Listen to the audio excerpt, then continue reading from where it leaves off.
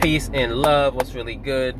Check it out. So a lot of times on social media, on IG, on Facebook, we see people living the lives that we want to live, right?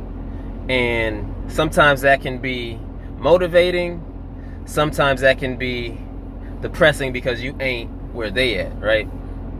But one thing that I want to let you know, and this is something that everyone has to do in order to take that next level in success, is, if you want to be at a level that you see someone else at, what you have to do, you actually have to normalize it. So, for instance, if you want to make $100K a month, you got to normalize it. You got to make it seem so normal that it's nothing different than your everyday life right now. You feel me? Normalize greatness. That's the message for today. Normalize greatness, right? So, I have my goals. I have things that I want to accomplish. Spacesuit junkies, we have things we want to accomplish. We have things we want to accomplish in our business. Everybody has goals they want to accomplish, right?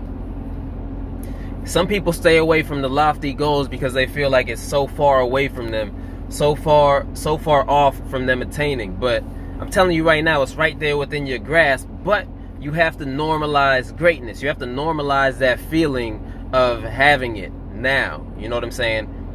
Like, you're driving a nice whip, right?